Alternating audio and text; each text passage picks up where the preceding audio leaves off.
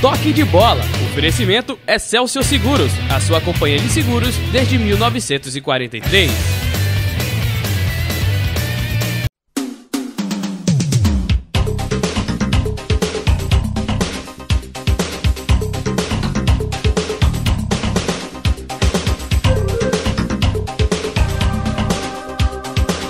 Olá, amigos do Toque de Bola, sejam todos bem-vindos ao nosso programa itinerante aqui no Boi Brasa, essa churrascaria maravilhosa, esse rodízio fantástico que fica aqui na Avenida Boa Viagem, o único rodízio de frente para o mar no Recife e com a qualidade das carnes nobres sensacionais. O Eric Bandeira almoçou 4 pratos, não era para entregar não para nutricionista dele, mas é verdade, só que os 3 deles foram à base de salada, pouquinho de carne, as carnes bem escolhidas pelo Eric Bandeira. Agora, se eu falar para você que estou entrevistando um Antas, vai ficar estranho, não é? Várias. Vários. O sobrenome é Antas. Antas, então, um Antas eu falei. Você quer que eu diga mais de um? Você quer que eu diga Antas. umas Antas? Não vou dizer isso, Antas. não vou dizer isso. Eric Bartolomeu Antas e Silva Bandeira. Ainda bem que você não botou Eric Antas, né? Como nome artístico, né? Não podia. Peraí, Léo. Já árbitro de futebol já é massacrado. Ainda mais o nome de Antas, sobrenome de Antas. Mas você botou Bandeira e foi Bandeira durante muito tempo. Foi. Meu pai era Bandeira, chamavam ele de Bandeira e eu andava sempre com ele, me chamavam de Bandeirinha. Bandeirinha. Então era Bandeirinha desde Você criança. é Bandeirinha desde criancinha, então? Desde que nasci. Mas em que momento você descobriu que não podia ser jogador e foi frustradamente ser assistente ou árbitro na época? Depois de uma frustrante temporada como juniores do Ibis. Júnior do Ibis, você não conseguiu passar? Pelo menos eu fiz 2 gols no campeonato e Mauro Shampoo só fez 1. A favor ou contra? A favor, fiz 2. Está lá nos anais da federação. Tá não. A federação não tem anais nenhum. A gente foi buscar a história do Modesto Bria para saber quem era quantos jogos ele tinha atuado com a camisa do esporte. E o Magrão bateu esse recorde no meio de semana quando fez 571 jogos. Mas não tem. Quem tem é o Carlos Celso Cordeiro. Então eu vou buscar com o Carlos Celso Cordeiro se você fez 2 gols como júnior do Ibis. Exatamente, porque a federação antigamente, as formas de arquivo, elas não eram modernas como as de hoje. Mas a federação hoje em dia, com a modernização empregada pelo presidente Evandro Carvalho, ela está high-tech hoje em dia. Deixa eu dar um testemunho aqui.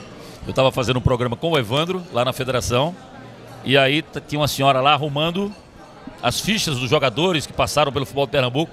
E eu até que brincando, porque eu fui jogador do Júnior, né? Falei, dá uma olhada aí, ver se tem um jogador aí chamado Leonardo Vieira Medrado Neto. E aí segui a entrevista com o Evandro. Daqui a pouco chega a ficha, cara. A minha ficha, careca, recém-passado no vestibular. Coisa mais feia, né? Vê como eu sou lindo hoje. Eu hoje estou mais para Brad Pitt, mas na época feio, horroroso. E a federação mostra realmente hoje uma certa organização em termos de arquivo. Eric, vamos entrar de cara logo, de sola, no tema principal pelo qual você foi convidado para o programa desta vez. Várias outras oportunidades você já esteve. Cara, eu estou preocupado e muito com essa questão da interpretação do pênalti. Porque a regra existe. O Arnaldo César Coelho fala que a regra é clara e criou vários bordões foram criados. Ele tem livro com esse título. Ela é clara, ela é interpretativa, mas ela é clara. Mas quando vem uma norma, como veio agora, uma norma vinda da FIFA ou da Comebol, ou de quem quer que seja, que o Jorge Larrionda veio dar uma palestra dizendo, olha, agora é assim, se você correr o risco, se você aumentar a área corporal, mesmo que não haja intenção, a bola é considerada pênalti. A regra, ela fala em atitude deliberada de mão na bola para ser pênalti. Como é que faz? Como é que vai ter tranquilidade o futebol brasileiro de novo? Porque tá aí. Toda a rodada a gente tem 3, 4 lances sendo discutidos se foi pênalti ou se não foi pênalti. Léo, a mão continua sendo intencional. Ou seja, aquela mão deliberada que o jogador fez o uso indevido de uma parte do corpo que não se joga futebol para cortar a bola, para que o adversário não atinja o seu objetivo fazendo o uso equivocado dessa parte do corpo. Então, como a mão é deliberada, ou seja, intencional, o árbitro tem que julgar a intencionalidade do jogador de ter colocado ou não a mão na bola. É difícil você julgar a intencionalidade, você não está dentro da cabeça da pessoa, do jogador, para saber qual foi a intenção dele em colocar a mão ali. Então, há que se ver certos princípios. Por exemplo, tem que se ver se o movimento foi um movimento natural de se jogar ou foi um movimento antinatural. A bola veio na direção da mão ou a mão do jogador foi na direção da bola? Qual era a distância do adversário que coloca a mão na bola para o local onde a bola saiu, de uma cabeçada ou do chute do jogador adversário? Aquela bola que chega repentinamente na mão do jogador. Tudo isso tem que ser considerado e levado em conta. Não é fácil. Fácil é a gente analisar um lance depois na televisão e perceber que o árbitro errou, que não era para ter dado a mão, ou acertou porque tinha que ter dado a mão. No momento que acontece o lance, você tem que fazer essas análises que eu pontuei agora em questão de segundos e tomar uma decisão. E a decisão é marcar ou não marcar. É sim ou não. E na hora não é fácil. Não existe uma determinação agora, como eu vi ontem no jogo aqui em Recife, alguns comentaristas dizerem que agora pro árbitro brasileiro, a bola bateu na mão é mão. Não, não é assim. Bateu na mão é pênalti, quer dizer. Bateu na mão é pênalti ou é mão se não for dentro da área. Ou infração. Então a situação ela não é fácil de ser, não é simples de ser diagnosticada. Você tem certas mãos que eu acho que se o árbitro for ver o jogo depois, ele tinha que tomar uma decisão num momento de dúvida, porque a dúvida acontece. O lance aconteceu ali, você não teve a certeza se houve o dolo do jogador, se não houve, aquilo foi deliberado ou não foi, e você vai ter que tomar uma atitude. E depois, talvez, revendo esses lances, aquela atitude que você tomou numa dúvida, talvez não tenha sido a melhor atitude tomada. Isso acontece muito. Então é uma situação difícil, não é fácil. Você tem que tomar uma atitude ali naquele momento. Mas, Eric, convenha que essa orientação, ela tumultuou mais ainda. O tempo para você decidir sempre foi pequeno. Mas você tinha o foco total voltado para a questão da intencionalidade. Hoje, você não julga mais a intencionalidade, você tem que julgar se o cara abriu o braço, poderia ter botado as mãos para trás, se poderia ter evitado o contato da bola na mão e não mão na bola. Você antigamente julgava quando era mão na bola. Hoje a bola vai na mão e você está julgando se por algum acaso essa orientação não se encaixa numa marcação de pênalti. A orientação que Larionda colocou mais fácil aqui para a gente tentar entender foi que o jogador ele tem que assumir o risco de jogar numa posição antinatural. Assumir o risco significa que eu tenho que botar a mão para trás no cruzamento? Não é necessário botar a mão para trás. Mas se eu estou com a mão aqui normal, eu estou com a mão normal aqui, do meu equilíbrio de corpo. Bateu, você vai julgar. Se eu estou com a mão aqui, está muito aberto, está pouco aberto, se era para estar em cima, se era para estar atrás. Por exemplo, vou dar um exemplo fácil para você. O jogador dá um carrinho na lateral da área para evitar que o jogador cruze uma bola ou tentar tomar dele, ou que ele seja driblado. Nesse momento, fatalmente o jogador vai botar a mão no chão para se apoiar. Ao colocar essa mão no chão, ele vai estar fazendo, essa mão pode bloquear a passagem da bola. Aquela jogada de linha de fundo que os alas puxam, fazem que vai cruzar e puxam voltando e o zagueiro, o defensor, passa direto. Ele vai dar o carrinho passando e vai botar a mão no chão. Ao botar a mão no chão, ele vai bloquear. Ele sabe que cai nele, vai botar a mão no chão. Ao botar a mão no chão, ele vai bloquear a passagem da bola. Olha o que você está dizendo. Mas isso foi uma determinação. Olha o que você está dizendo. Olha bem o que você está dizendo. O que você está dizendo é o seguinte: está proibido o carrinho. Não está proibido. Porque se eu der o carrinho e a bola bater na minha mão, é pênalti. Mas pode não bater. Sim. Mas então qual é que passa a ser a regra? Não deu carrinho. Você está interferindo na atitude do jogador de futebol. Isso é um absurdo. A regra ela tem que estar lá para ser interpretada de acordo com como é, mas eu não posso dar carrinho, porque se eu der um carrinho, a bola pode bater na minha mão. Olha só, então eu vou dar carrinho com a mão para trás. Pode bater de uma forma natural e de uma forma não natural. Ah, não, aí já é outro adendo que você está colocando. Entendeu? Você está dizendo bater. Tem jogador que dá o carrinho e deixa o braço para trás. Ele deixa o braço para trás. Aí outra coisa. Aí desde que o mundo é mundo, ele não precisa nem dar o carrinho. Não é fácil interpretar. Aí não precisa nem dar carrinho. Aí ele pode ficar em pé mesmo e fazer isso aqui. Aí é pênalti. Não pode também. Aí tá dentro da regra. Mas se eu dei o carrinho pelo fato de eu botar a mão no chão para evitar que eu caia, ou para dar até porque o carrinho para mim é uma apelação. Mas a vassoura é um recurso. O que é a vassoura? Que você sabe muito bem. Você joga a perna na frente da bola, puxa a bola. E a FIFA já tentou coibir o carrinho. Tá lembrado? Há uns 10, 15 anos atrás, queriam qualquer entrada de carrinho amarelo tocasse, e se fosse por trás era vermelho. Perfeito. É uma forma de... O carrinho ele tem machucado muitos jogadores. Perfeito. Ao longo da história do futebol. Aí eu acho que era uma forma da FIFA pensar se o carrinho é legal ou não, como já fez, e que não conseguiu seguir. Não sei por quê. Porque existiu o carrinho legal. A gente se lembra de Gamarra, Ricardo Rocha, que eles acertavam a bola e pouquíssimas vezes o jogador. Não, e aí, Eric, a gente já estende para outro assunto. Eu vou voltar essa questão do pênalti para uma sugestão que eu dei, inclusive essa semana na CBN. O Assi disse que eu quero mudar a regra do futebol. Quero. O que for mudar para melhor, a gente muda. E uma delas eu vou passar para você daqui a pouco, que eu acho que seria uma alteração, para a gente pensar uma alteração interessante. Mas a interpretação, ela está quase que regional. É como dialeto, é como a laranja-cravo. Aqui em Recife é laranja-cravo. No Rio Grande do Sul é bergamota. Em alguns locais, chama-se tangerina. A gente está falando da mesma coisa com nomes completamente diferentes. Eu estou falando da arbitragem mundial. Na Argentina, pode isso. No Brasil, pode isso aqui. Na Europa, pode aquilo lá. A gente está falando do mesmo esporte, das mesmas regras, mas com interpretações completamente diferentes. Quando a gente vai conseguir homogeneizar isso? Quando a gente vai conseguir entender como é que o cara lá da Argentina, na final da Copa Libertadores da América, jogador do River, ele dá uma entrada criminosa e não toma o cartão vermelho aos 8 minutos do primeiro tempo. Do árbitro que é gabaritado para apitar uma partida final de Libertadores da América. Quando é que a gente vai conseguir entender essa diferença de interpretação? Esse é o grande problema da FIFA.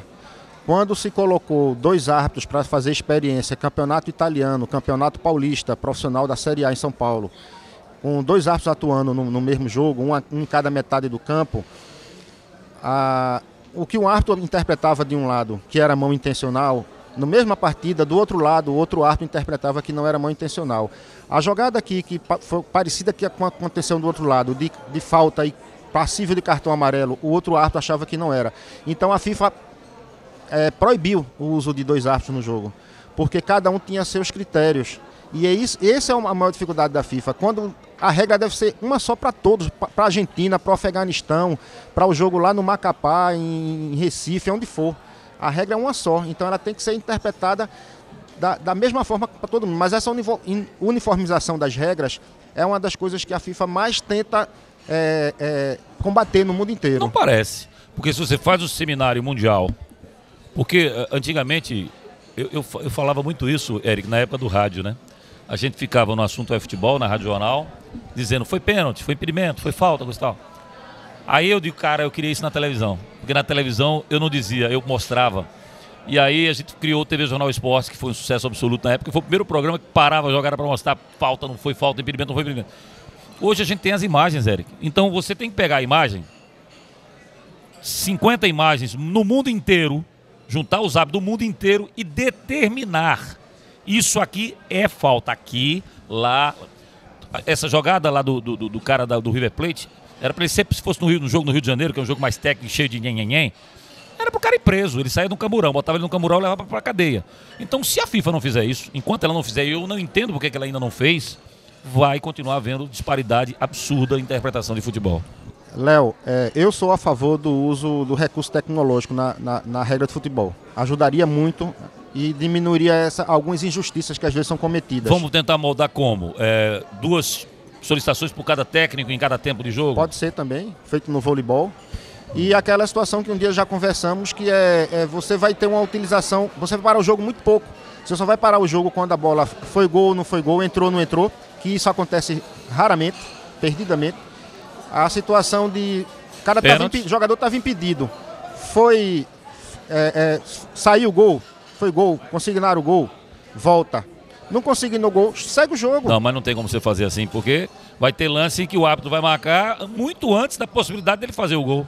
Ele está no meio de campo, marcou impedimento, você saiu depois da linha, pouquinha coisa, o cara sai com a bola, vai esperar para marcar até o fim. Não, mas esse impedimento não, só voltava atrás o impedimento em que tivesse saído o gol, o jogador impedido. Você já diminuiria bastante. Mas, Eric, não tem como você... Mas você não pode... Imagina o rolo que vai dar, a gente agora discutindo se era para ter acionado o recurso eletrônico ou não. Você está criando mais um problema. Mas aí, com o técnico tendo 2 chances, ele teria aquelas 2 chances. Mas a gente, não é o técnico, não. A gente ia discutir, a imprensa, a torcida, todo mundo ia passar a discutir. Aquele safado, era para ele ter acionado o recurso eletrônico, ou então o treinador burro era para ter chamado o recurso eletrônico. É polêmico, isso talvez funcione, fácil, isso talvez funcione da seguinte forma. Você tem direito a 2 recursos eletrônicos, tem em qualquer jogada. Se você chamar a jogada e você tiver certo, você volta a ter 2, como é normalmente. No tênis é assim também. Agora, o jogo teria que mudar outra regra básica. Não poderia ser mais 45-45. Teria que ser 30 e 30 parando o cronômetro. Porque aí não adiantava você fazer cera, você ganhar proveito, nada. O jogo era jogado, o peixe era pescado. Aí era uma outra regra que teria que ser moldada a esse tipo de recurso eletrônico. Será que, uma pergunta para você responder olhando no olho da câmera, você falou que a FIFA não coloca 2 árbitros porque tem diferentes interpretações de árbitros. Quando foi criado o assistente, como você passou a ser assistente, começaram a se fazer os trios encaixáveis. Aqueles que se davam bem, que tinham melhor entrosamento. O correto não seria a colocação de 2 árbitros com entrosamento entre eles, em que eles fossem do mesmo país, entendessem da mesma maneira, para que o futebol pudesse evoluir?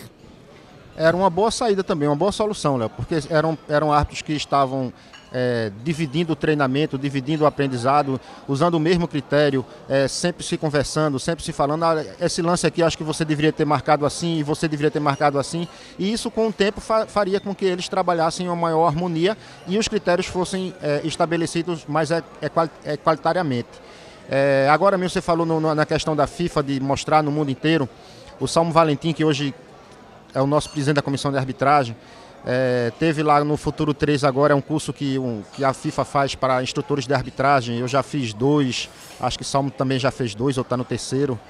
E ela nos cedeu vários vídeos de jogadas de falta, de cartão amarelo, quando é para vermelho, quando é para amarelo, quando não é falta, quando é jogada temerária, quando é mão, quando não é mão.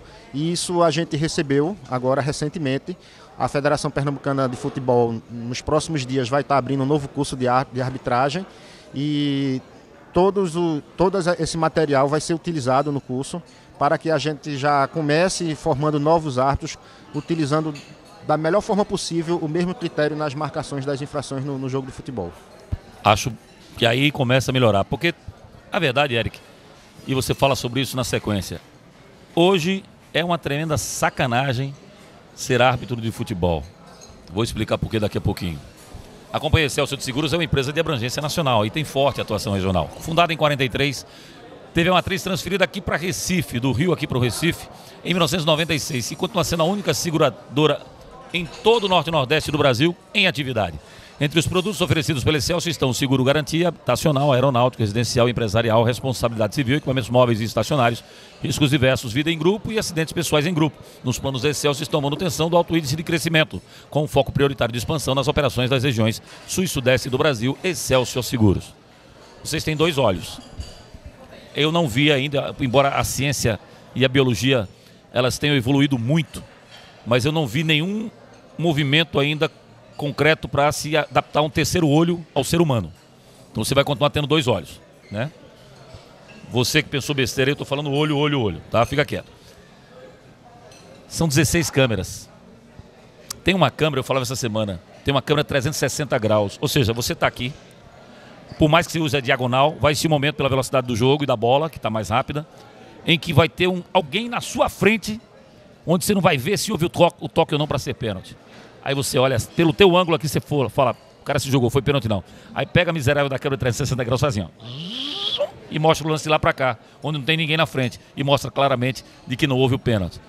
Como vocês vão se livrar disso? Como vocês vão...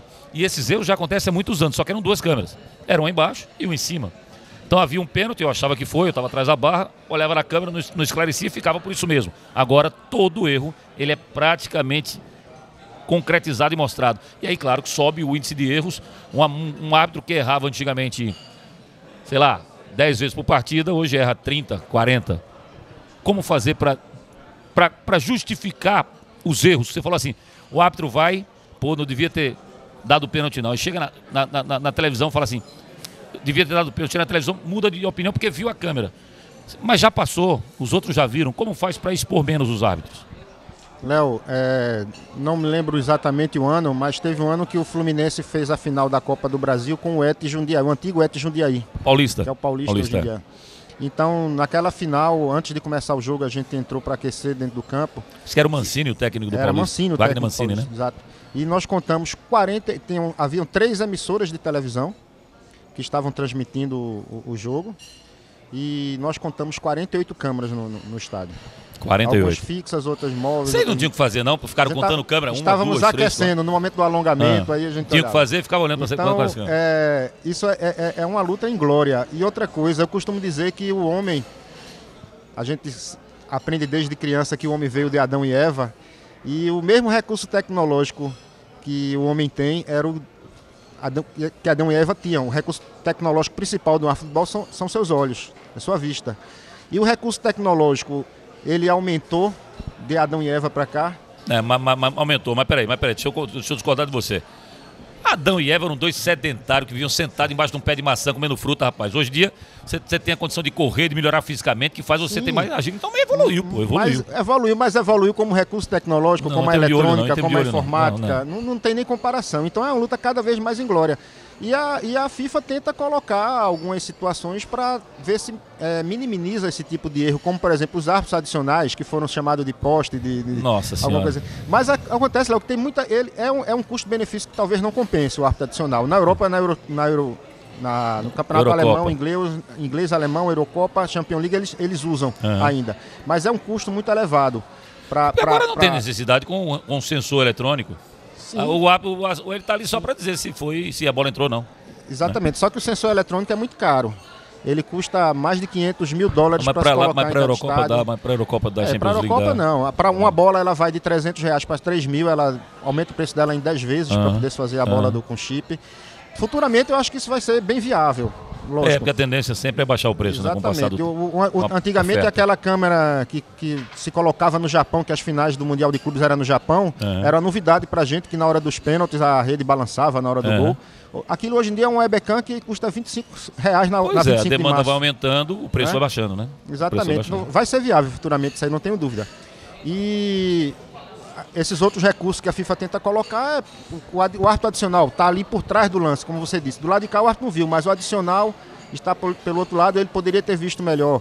Vários lances aconteceram aqui, em jogos que eu trabalhei como delegado especial de arbitragem, em que pênaltis foram marcados a favor e contra equipes de Pernambuco, sem que ninguém soubesse que aqui tinha sido marcado pelo árbitro adicional. Ele não gesticula, ele não apita, ele simplesmente fala: foi pênalti, não foi, foi mão, não foi dentro da área, não foi. Só que, como ele não se utiliza do corpo, da expressão corporal, que o árbitro que aponta, que apita, muita gente ficou sabendo que essas jogadas foram marcadas.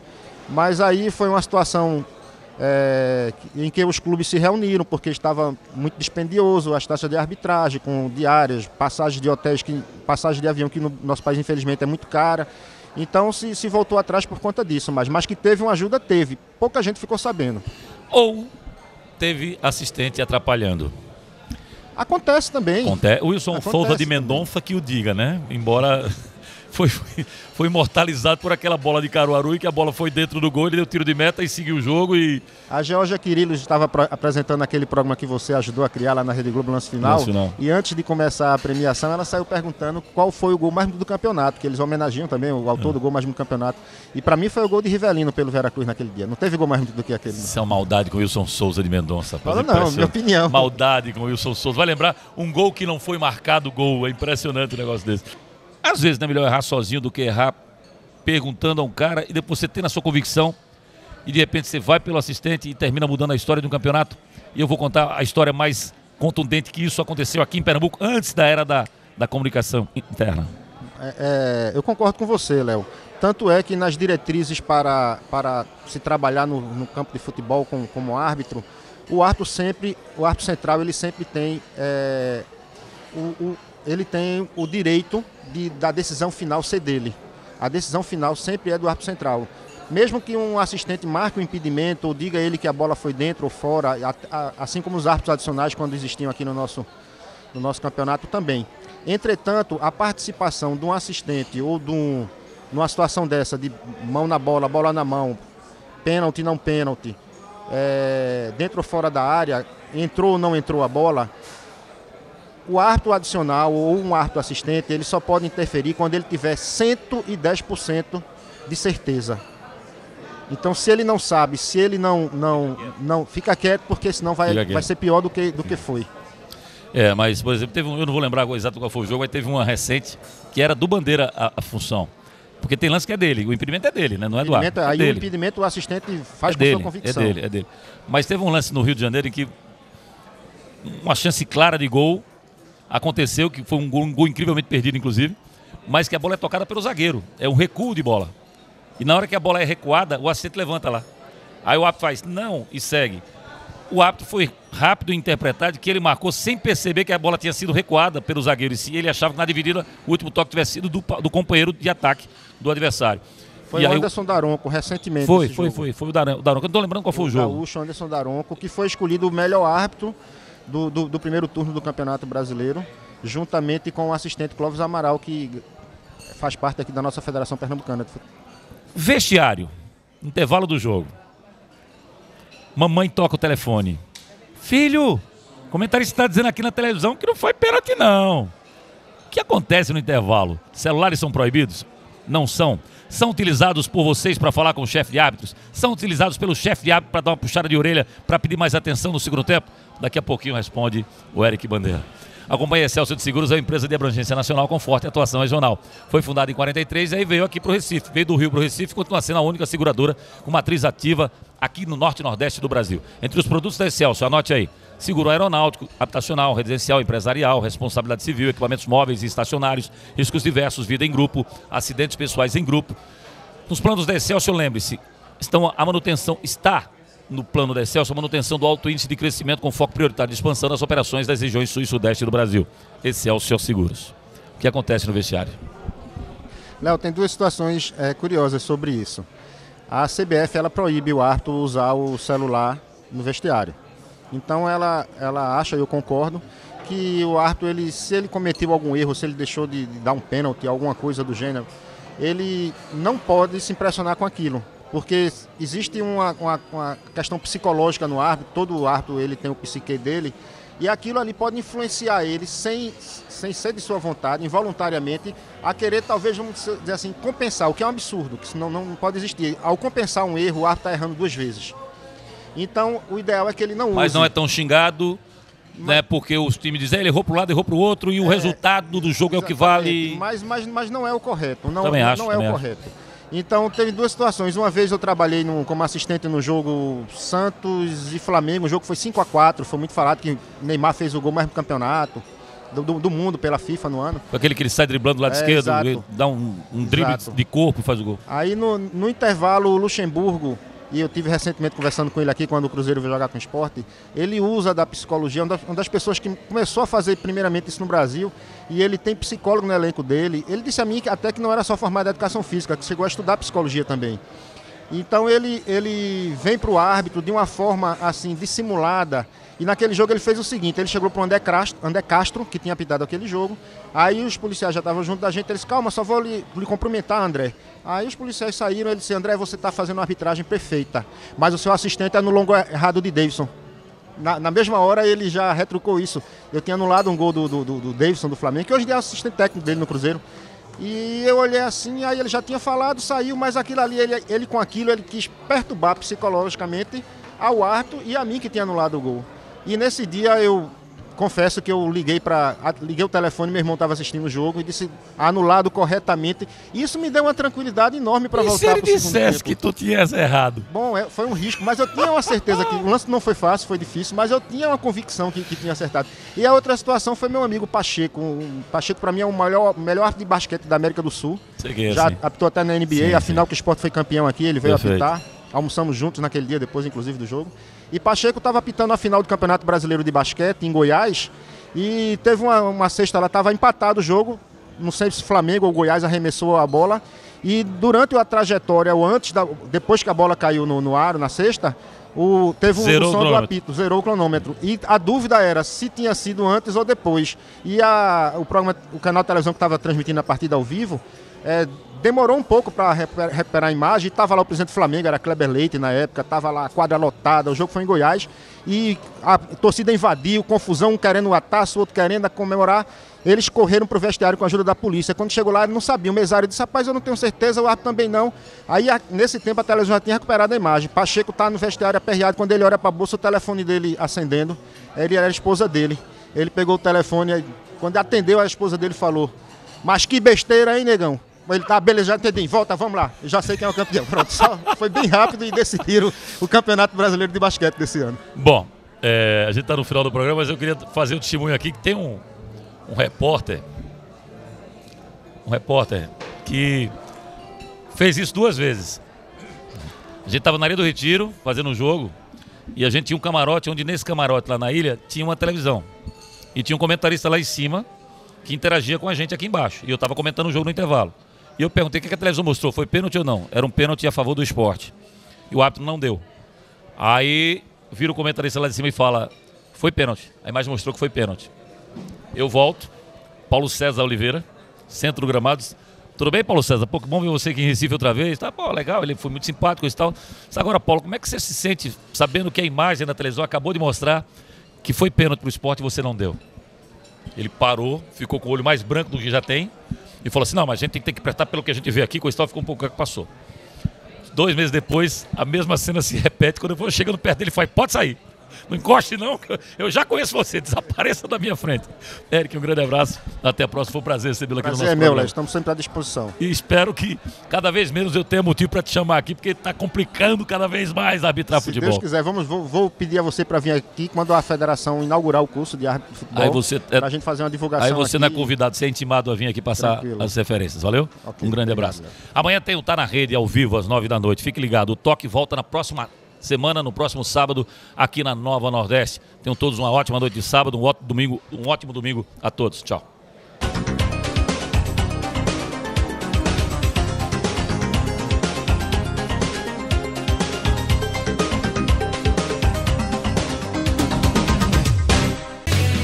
Toque de bola. Oferecimento Excelsior Seguros, a sua companhia de seguros desde 1943.